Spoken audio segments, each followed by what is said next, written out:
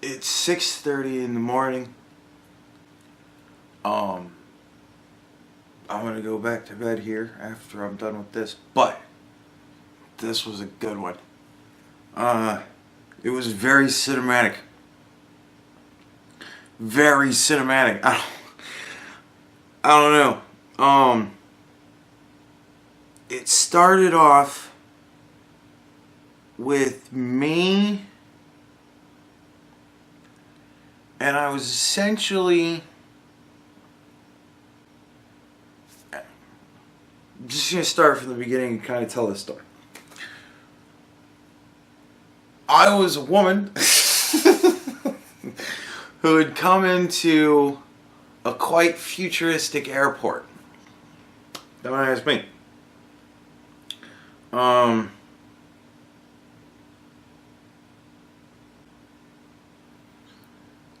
And there was some weird random stuff.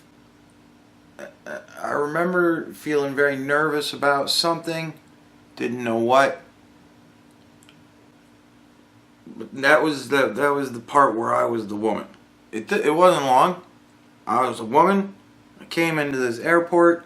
I'm wandering around for some reason, and I was very nervous about something. It was all that. And then,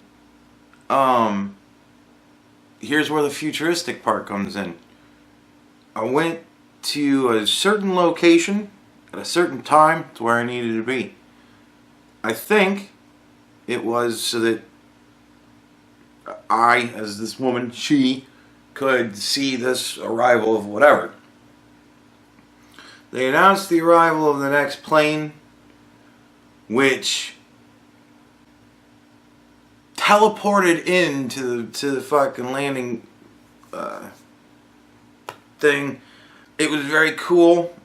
Big huge blue light thing comes in, and it immediately crashed, rolled to a stop, or kind of skidded to a stop. Didn't roll really. And then that was upsetting to me as the woman.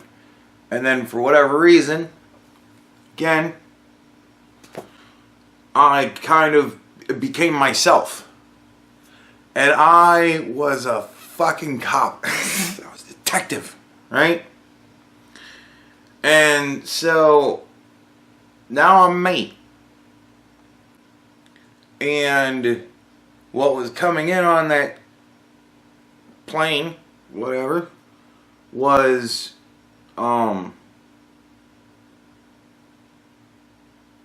it 3 or 4? I'm trying to think now if it was 3 or 4 fugitives. I don't remember.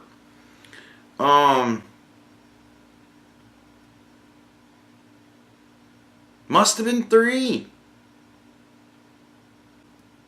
I don't know why it seems like there would have been 4, but it must have been 3. Well, I mean, I don't want to get ahead. So there's 3 fugitives coming in, apparently.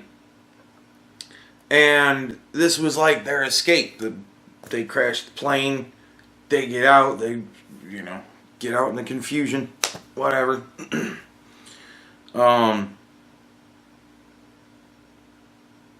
Like I said, it's just happened. I just woke up and I'm recording this. Anyways, so chase ensues. I wind up catching 2 of the 3 of them. 1 escaped. And that was when I met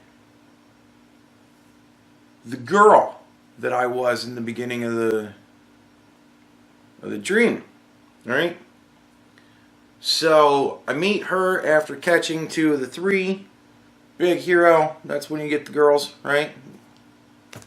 All very very basic at this point. So I wind up hanging out with her, and we kind of just wandered around town like date-like, And then I'm like, well, I gotta go back to the station. and make sure everything's going right with my fugitives that I've recaptured.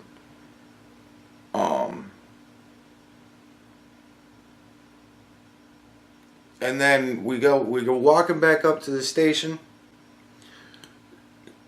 and I could tell something was wrong. She could tell I could tell something was wrong. And she said something along the lines of, "This doesn't look right. Looks like something's wrong."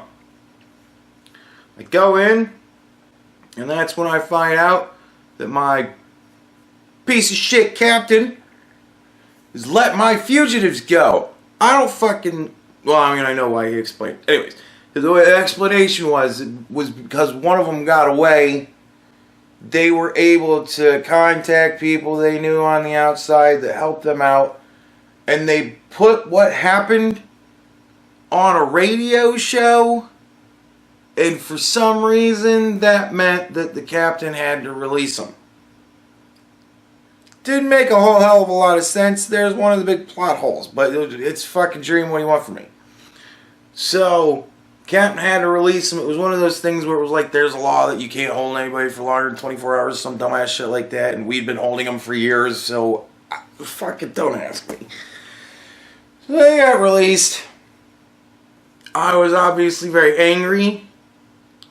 Yelling and screaming and such. I storm out.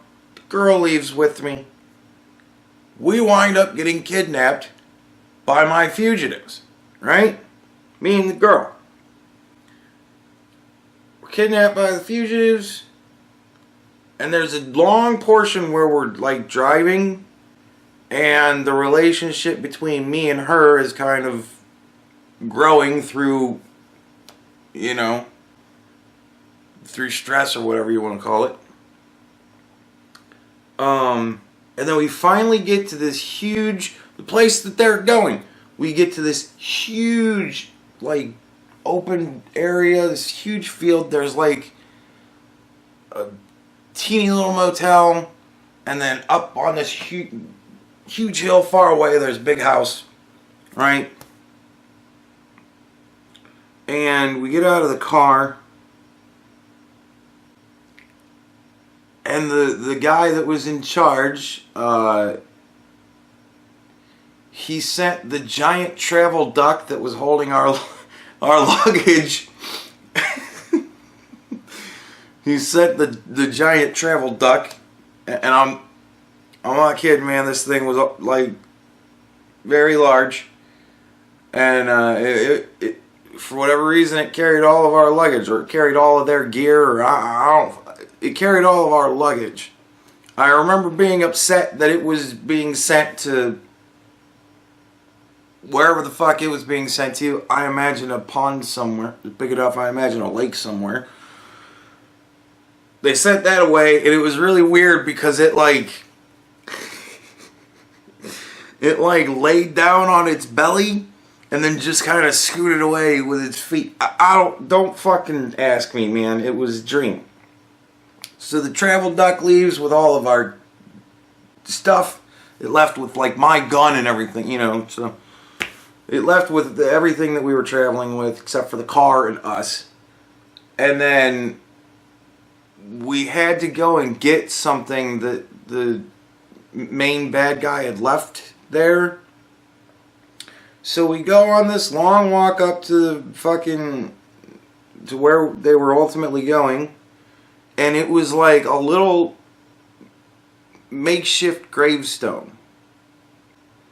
And they had apparently placed 3 items underneath 3 different things at this little makeshift gravestone. Which we then come to find out, because she said so, that little makeshift gravestone happened to be like her father's grave. And I'm not laughing because it was her father's grave. I'm laughing because the gravestone said, "Here lies my phone, Daddy." I don't fucking get that one either. Whatever. But it was like this weird little, it was a weird little shrine type grave thing.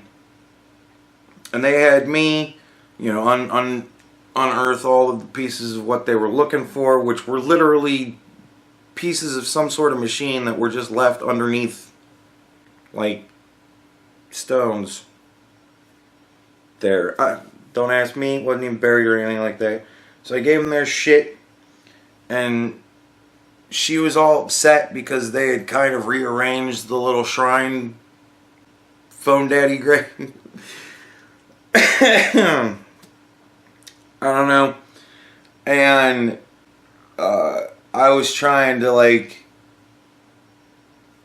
you know, set it back up the way I kind of thought it would go, and she got upset and she kind of pushed me away and she started doing it, and I got up and I said, look, man, I said, you guys have been good to us so far, and we've been good hostages, and just go ahead and you do whatever it is that you're going to do. You said we're going to be here overnight. You said you weren't going to be sleeping in the car, because he was nursing 2 broken arms. Apparently I had given him 2 broken arms in the struggle, and I remember that part, and it felt goddamn good. He said he was nursing 2 broken arms. He's like, I'm not sleeping in the car tonight. I don't know if they were sleeping in the house or the motel, but I was like, look, you know, you guys are said you're not sleeping in the car tonight. We will, because I think we've earned some space from you after all of this. She was very upset. He said, yeah, that's fine. They go off and leave, right? And I kind of kneeled down next to her to, you know, help her, because it was like stacking a little house of stones, and she wasn't able to do it because she was upset. So I squat down, I help her with that, and then I realized, after that was all done and she was kind of sitting there weeping over the phone daddy grave, that was when I realized that she was with them. She was part of the little criminal group. Part of the little criminal group that was new, that I didn't know about, that I didn't catch. And it occurred to me, because I'm a goddamn good detective. And it was very odd that we traveled all this distance out to this house in the middle of a field, in the middle of nowhere, where there was this little makeshift fucking altar grave thing. And that was where they hid the pieces of their grand plan. It occurred to me that she was with them. And that was when I really looked at her for the first time, and I saw the gun tucked in the back of her waistband. And that was when I woke up. So, that was a good one. That was pretty entertaining. I know ultimately where it was going to go had I continued to be asleep for the rest of that dream. Most likely it was going to be like sad sex in the car that was going to lead to her fucking shooting me, or some such the like. I don't even know. That's usually how my brain works, but yeah, it was so shocking that the whole time that I was like on this date with her after catching these fucking guys, and then the release and her being kidnapped with me, the whole fucking thing, so shocking that she was one of the fucking gang, that I was just like, woke up. So yeah, that was a pretty good one. It was very cinematic. It was very new. I'm thinking that that's going to be a recurring dream. Usually ones that are that detailed and long, they wind up being recurring dreams. So I'm pretty sure this one's going to be a recurring dream. And the cool thing about that is that the reoccurring dreams, about the 5th or 6th time I have them, because they don't reoccur like nightly. It'll go like a month and then I'll just all of a sudden have this dream again. But yeah, the reoccurring dreams are always fun, because about the 5th or 6th time I have it, I start to realize that I'm you know, I get the deja vu. And that's usually when I go, oh, it's a dream. And then there will be about 4 or 5 times that I'll have to do that because I'll realize it's a dream and then immediately wake up. And then after that, I'll be able to fucking actually lucid dream that particular repeating dream. And that'll be kind of fun. I'll fucking remember that bitch is part of the group.